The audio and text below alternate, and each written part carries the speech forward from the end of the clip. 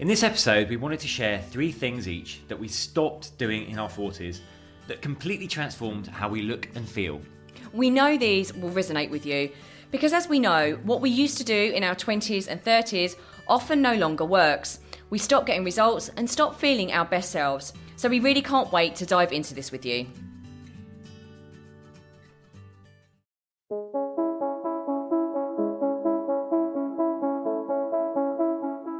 Hi, I'm James Davis. And I'm Claire Davis.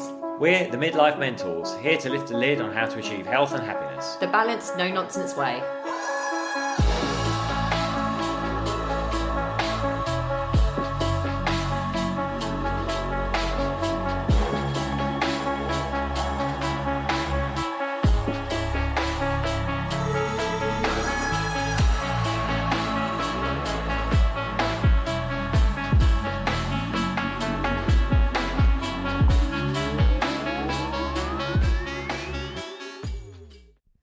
Hello and welcome to another episode of the Midlife Mentors with me, James. And me, Claire. Well, we've had New Year's, It's the first one of 2023. Happy New Year, everyone. And did we do one before Christmas? Have we said... We did one just before Christmas, Yes. and we took a week off over that How extended dare Christmas we? break. How very dare we? Did anyone else find that whole time period so discombobulating? All these odd days off. I mean, maybe we should just cancel Christmas going forward. All right, Grinch. No, actually, I have to say, because we work, like everyone does, we all work hard, right? But actually losing some of that momentum for James and I, where we did allow ourselves to have a few days off, it just didn't feel quite right. I'm not quite sure what that says about us, but yeah, it felt really discombobulated, and it just took a while, and I know this is the same for so many people. It's taken a while to get myself in the groove again. I was feeling really flat at the beginning of this week still. Well, I think the thing was because we worked right up to Christmas Eve, didn't we? We were still working Christmas Eve. We took Christmas Day and Boxing Day off, and then we were right back into it because we did like a masterclass on the 29th. Yes, you're right. We ran another one on January the 5th or 7th, was it? Yeah, and I think actually, being super transparent, I think we just burnt ourselves out a little bit at Christmas. Well, before December was so busy for us, so busy. Manic. In the best way, we had our 21-day program, Vision and Vitality. It was just awesome. And then we ran, obviously we had people doing the Midlife method, so it was all full on. So yeah, but I'm starting to get my mojo back now. I'm excited. I'm really excited for what 2023 holds. So excited for 2023. Like I was saying this morning, we're only a week in, but like I was saying, it was like a week ago. Yesterday was New Year's Eve, a week ago today was New Year's Day, but it already feels like weeks ago. I know, James said he already feels like he's into February. But in a great way. That means we've still got like almost all of January left to smash it, which we're determined to do. We are really, really excited. We've got big plans, and we can't wait to share those with you throughout the year. But we are diving in today. Actually, before we dive in, I do want to also say that the Midlife method, we do the Midlife method. If you don't know what that is, do you know what? Here's the thing. We don't talk about it necessarily enough on our podcast. But the Midlife method is our program. It's our transformational program. It's 8 weeks, but it's a complete lifestyle change. So it actually sets you up for life. And this Midlife method has been going for quite a few years now. I've helped hundreds and hundreds of midlifers change their body, their minds, and their lives so they can live their best life. And the Midlife method just gets phenomenal results for people, yes, physically, but actually helping people to reclaim the happiness that they deserve, feel more confident, feel more aligned with what they're supposed to be doing in the world as they move through the second act of their lives. So we're actually starting our next cohort in just over a week. And we've only got limited spaces on it because we always want to keep it nice and personal. But a lot of those spaces have already gone. Now, if you do love everything we teach and love listening to our podcast, you're only getting literally the top line level here. In the Midlife method, we dive into everything you need to know to thrive at midlife and get the results that you want. So if you want in on that cohort, or you just want to know a little bit more, which is absolutely cool, just message us at team@themidlifementors.com, because if you want to make 2023 your year where you stop making excuses for yourself, where you actually take control of your body, your mind, and your life, and you are sick of waiting, sick of actually saying, I'll do that when XYZ, and actually just give yourself a long, hard look in the mirror and tell yourself that time is something you never get back. Time is finite, right? And life is not a dress rehearsal. So are you living your best life? And if you're not, you need us in your life, and you need the Midlife Method in your life. So message us at team@themidlifementors.com to get on with living your best life. Without any without any hesitation. Whoop whoop. Right. Certainly we're going to be having 2023 is going to be our best year yet. So excited for it. But today we're going to talk about, we thought we had reflected on this, it's a time of reflection. We reflected quite a lot, didn't we? I wanted to do 5 things we've learned in 2023 already, but Claire wouldn't let me. Well, no, because that's pretty much what we said at the end of... So I was like, no. Stuff we learned in 2022. I've learned a lot in the first week of the year. James isn't the content guy, are you, darling? So what we're going to talk about today is things we gave up in our 40s. Yeah, three things. So actually, we're going to go James, Claire. We're going to do 3 things each that we stopped doing in our 40s that transformed how we looked and how we felt about ourselves. To the point where I'm boldly going to say, I definitely believe I look the best I have ever looked, and I can certainly say to James that he looks the best he's ever looked. He's actually got like a fine wine. He has got better with age. In the 10 years I've known James, he's got better and better and better physically. Bless you. And mentally. He's become an even more beautiful person, but your body is rocking. Rocking. Well, you were saying that today when I was like, I wonder what a monkey would do in this situation. They saying, your mind isn't... No, I think I might have said your mind is like a 6-year-old, actually, at that point. That's really lovely of you to say. Thank you. You're welcome. You can tell me the same if you want. No, I'm joking. I'm not fishing. You honestly do look the best. You have just got better and better every year. So I was only kidding. I didn't need you to say that. I'm going to embarrass now. 3 things that we stopped doing in our 40s. Well, James is now 50, so he can really he can now really say what he stopped doing in his 40s. I'm obviously 3 years into mine, but I can already... Oh my goodness, like so much has changed for me over the last few years to the point where I do feel like I look the best and feel the best that I've ever looked. So do you want to go first, Mr. D? Yeah, thank you. Age before beauty. Well, exactly. For me, it's interesting, isn't it? Like we carry a lot of beliefs and baggage around from when we were younger, and I think for me, when I was a young child, I was an overweight child, and poor at sports and physically poor and all the rest of it. And I carried that baggage for a long time. So I think in an effort to kind of counteract that, I've always pushed my body quite hard in terms of, watching what I eat, but also doing really punishing workouts, like a lot of HIIT. So, I think when Claire first met me, I was 5-6 times a week, like doing HIIT sessions. It was plus punishing. Lots of other training. But punishing. And on paper, I knew that it was too much, but I was still carrying, like, if I stop this, I'm going to put on fat that I don't want. And as I've gone through my 40s, I've learned to relax around that.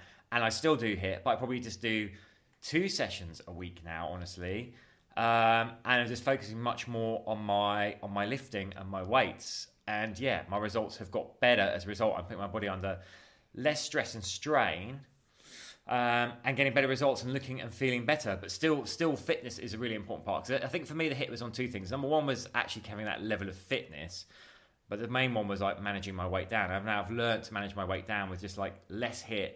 And I do more things for my fitness as well. So I'll go for runs, I'll do other things. So I'm still probably getting like 3-4 fitness cardio things in a week, but I'm just focusing much more on my weights and my lifting. And it's been a real journey and very liberating as well. So that's me. I've learned to stop punishing my body so hard. Gorgeous, babe, really gorgeous. And I'm actually, that is kind of one of mine as well, but mine might be for a bit of a different reason. So mine is actually, I stopped doing so much cardio too, but for me, mine was just about kind of being, I suppose actually it was quite similar, being afraid that I might put on body fat, right?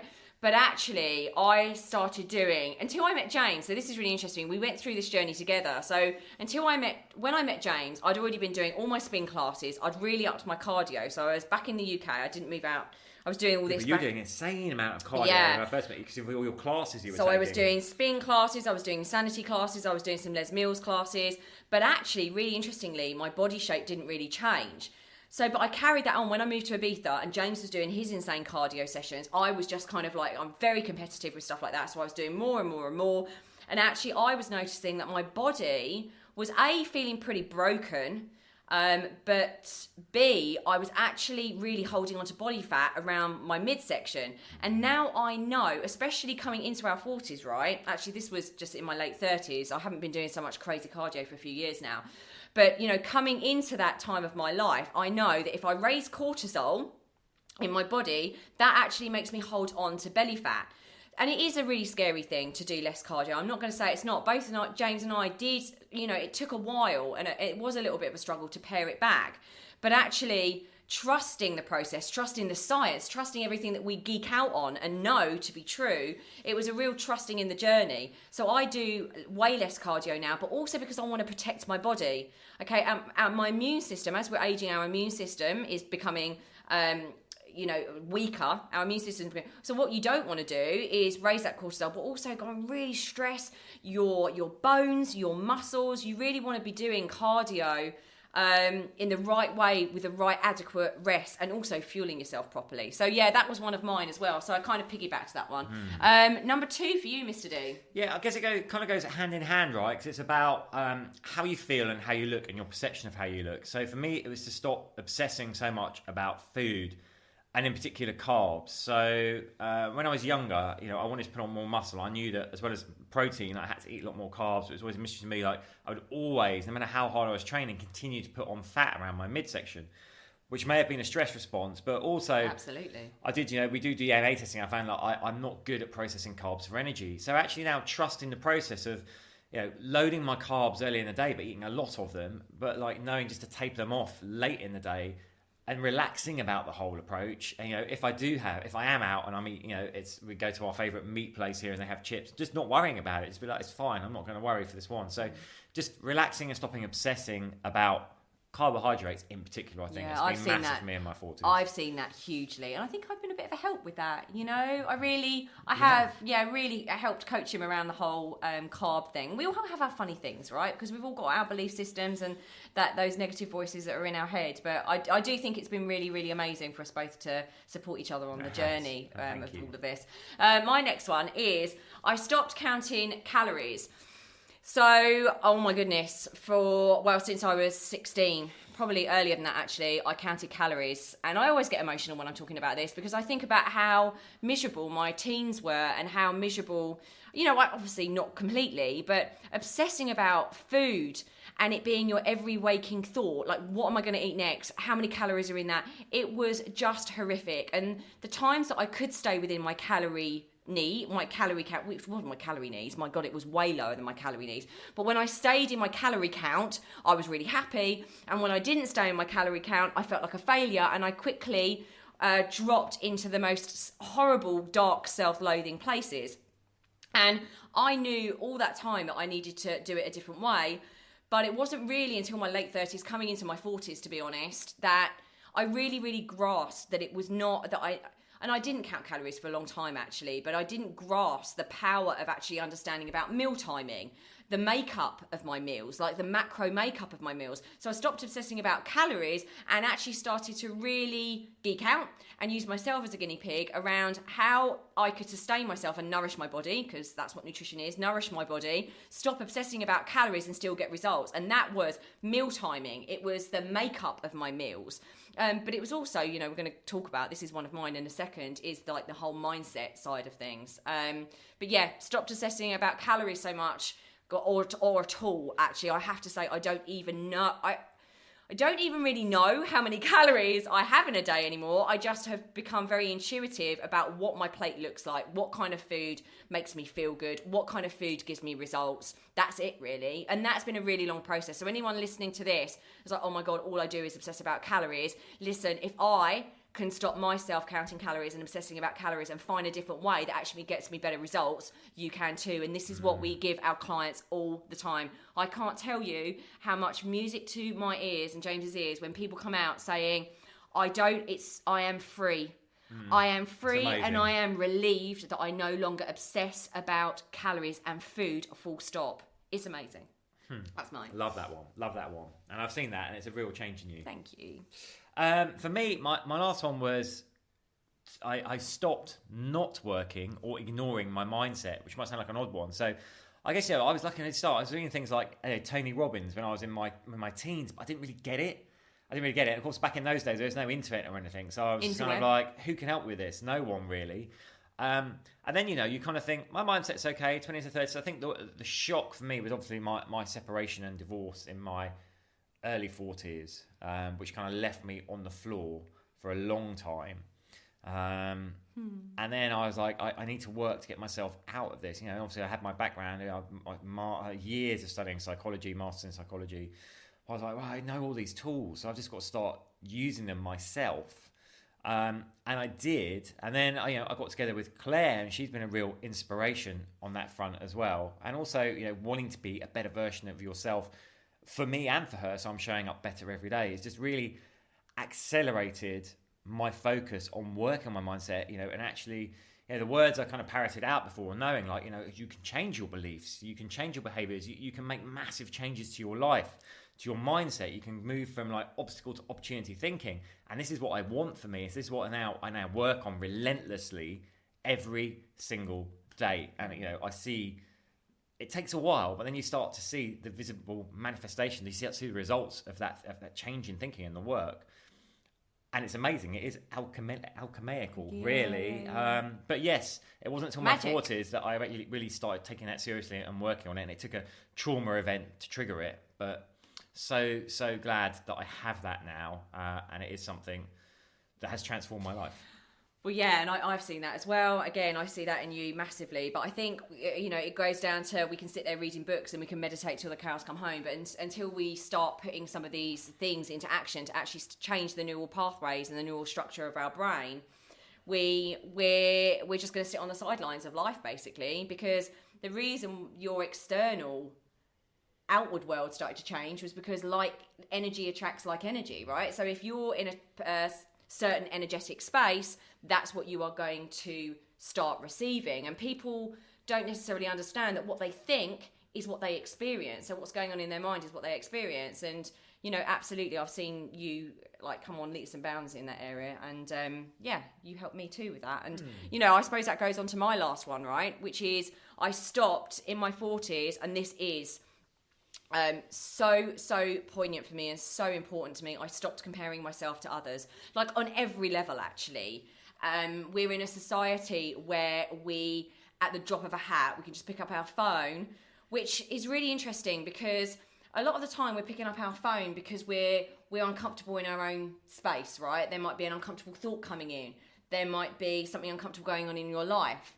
So rather than sit with that kind of like feeling or in that moment, we pick up our phones and actually they increase our anxiety and depression because you're looking at the highlight reels of everyone else's life and you are comparing yourself to fantasy, to absolute fantasy, from what people's bodies look like, to what their lives look like, to what their relationships look like. So physically, I stopped comparing myself to other people. I stopped comparing myself to how many times they went to the gym or what ab exercises they did and all of this sort of stuff. Because actually, I know the power of my mind. This is where it comes into what James just said. What goes on in my mind goes in on my body. My body responds to my thoughts, right? So if I'm constantly going, oh my God, that person's better than me, that person's better than me, my body is just going to not perform in the way that it should. It's not going to respond in the way that it should. It's not going to feel loved. So actually, your mind is the controller of your body, right? And they're completely interlinked. So they're in this cycle, this loop. So if I'm constantly feeding myself negative thoughts, my body is going to feel broken. It's probably going to get injured even more. That's how powerful this is, your mind. My body's going to get injured more. My immune system's going to drop because I'm comparing, I'm in fear, I'm in inner critic mode, all of that stuff. So I really started focusing on not comparing myself to others and being like just monitoring my own progress. And my goodness, right? Going back to the cardio thing, I stopped doing so much cardio, started doing more weights. My body now, because I don't compare, I don't sit on social media looking at other people's bodies. I just don't do it. I don't do it to myself anymore. I went cold turkey, don't do it. I unfollowed all of that stuff. And I now look better than I've ever looked. And I feel more confident in my own skin than I've ever felt. Yeah, I've seen that as well. It's amazing. So they're our 3 each. There are things we'd love to hear from you. What have you given up? What have you stopped in your 40s? Or what would you like to stop? Where do you feel like you're still holding yourself back? And what would you like to move away from? We'd love to hear that. Well, we'll probably do something like this again about maybe we'll do 3 things that we started doing in our 40s that completely changed our lives. Because actually, you know, James and I do operate at quite a fast pace, just in general, but we're learning so many things individually about ourselves, but also in business and all sorts of things. So that we'll probably tap into more of the mindset-y stuff, but we kind of wanted to focus a little bit more on the physical side of things right now, of what we stopped doing in our 40s that we were kind of doing in our 20s and 30s that no longer works. That's the thing. You hit a point, right, in midlife where you're like, this isn't working anymore, and this is what we coach our clients through all the time. It's one of the biggest mistakes. The common mistakes isn't your fault that people come up to it. You know, I'm doing this, that, and the other that I used to do in my 20s and 30s, and it's not working anymore. Well, you know, go figure. Of course it's not, because your hormonal makeup, everything is different about yourself as you go into your 40s and 50s. So tying that back to the midlife method, this is what we empower you with throughout our program, and we would be absolutely honoured to support you, hold you accountable. Again, the accountability piece is the missing link for so many people. How many people say, oh, I've lost motivation, I don't feel inspired, I don't feel supported by anyone, I feel really alone. Well, if you do, that's when you need to reach out to people that have got a proven blueprint, that get massive results for people, but can shine a light on what's possible for you, because you are full of potential, untapped potential, and you deserve to thrive and live this second act of your life in the best way possible, in mind, body, and soul. And, you know, if you understand that time is finite, that this is no dress rehearsal, you get this one life, we think so, but you've got this one opportunity, right? Start making the most of it so that you can create amazing memories for yourself and your loved ones. It's not about the longevity of your life, it's about the quality of your life as well. And that's what we want to help as many midlifers achieve and smash as possible. So message us, team@themidlifementors.com if you want to hear from you. That is a wrap, I think. It is. I hope you've all had an amazing first week of the year. 51 weeks to go. Whoop, whoop. Wow, a lot to be achieved during that time. Yes. Yeah, anything is possible. Anything is possible. I will always say that. All right. Because it's true. Wishing you all the best. Till next time. Sending you lots of love. Bye.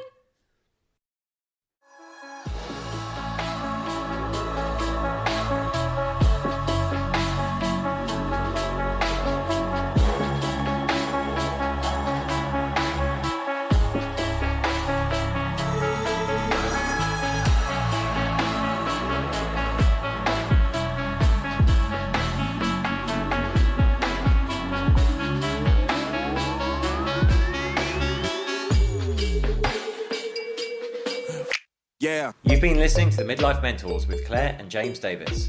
We'd love to hear from you. So drop us a line at info@themidlifementors.com with any questions or topic suggestions. And make sure you join us on our Facebook page and YouTube channel. You can find us under the Midlife Mentors. Yeah. What? Yeah. Yeah. Yeah.